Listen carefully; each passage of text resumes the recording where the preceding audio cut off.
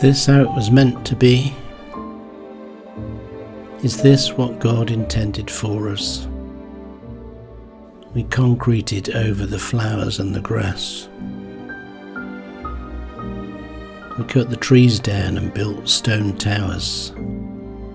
The clean air the earth provided is filled with exhaust fumes. How did we come to this? We had all the space in the world, but we're crammed together in concrete jungles. Is this how it was meant to be? The earth has sacred rhythms, reflecting God's own pulse. The seasons of the year, the phases of the moon, the day and night of each daily journey. But our cities never stop glowing, and the background music never stops. And don't we all feel that something is just not right?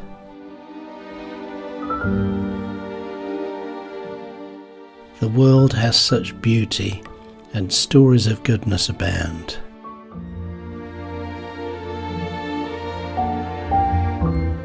But there's also wars, grief, disease, and such pain.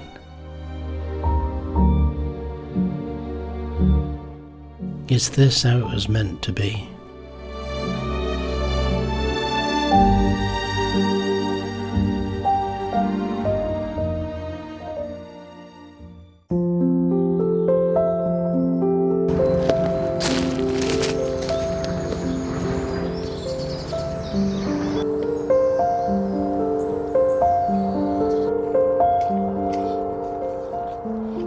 The story of God begins in the book of Genesis, in a garden, a paradise called Eden. God makes human beings in his own image, and he gives them a blessing, the original blessing.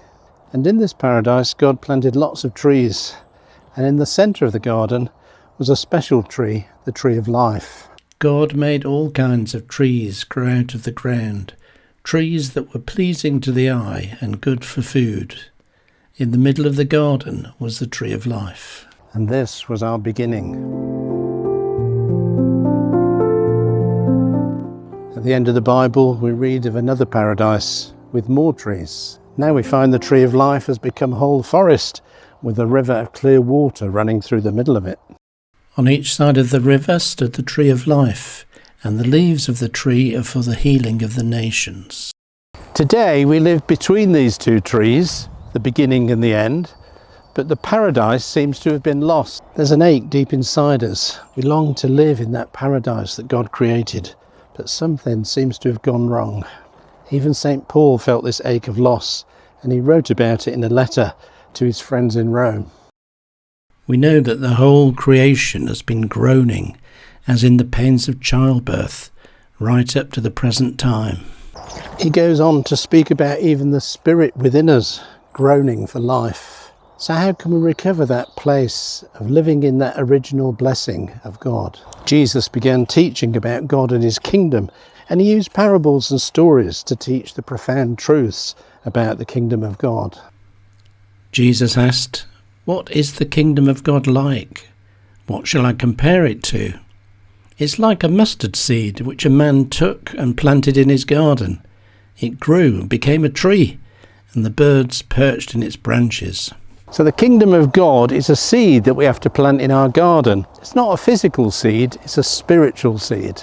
The garden represents our life, and we take this tiny seed of faith and plant it in the garden of our life. And we give this tiny seed of faith a special place in our life. And we feed and water it by nurturing this little seed of faith. There's several things we can do to nurture this seed of faith. We can learn the teachings of Jesus. We take time out of our day to listen to God in the silence of our hearts.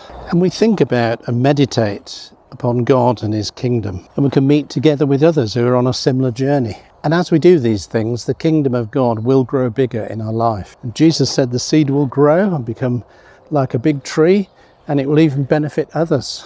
Back in 1976, This was the seed I planted in my life.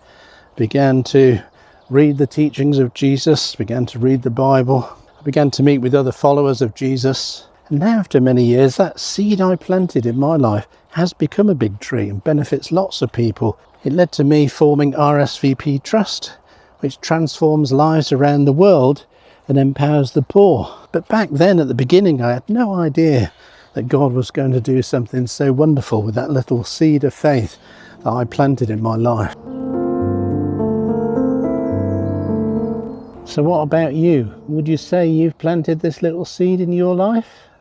What changes or signs of growth do you see in your life? Can you think of other people who've actually benefited because you followed Christ? So as you think about those questions, why not leave a comment below if you're watching on YouTube, or if you're watching together with a group of people, you can discuss it amongst yourselves. So thanks for watching today, and let's talk again soon.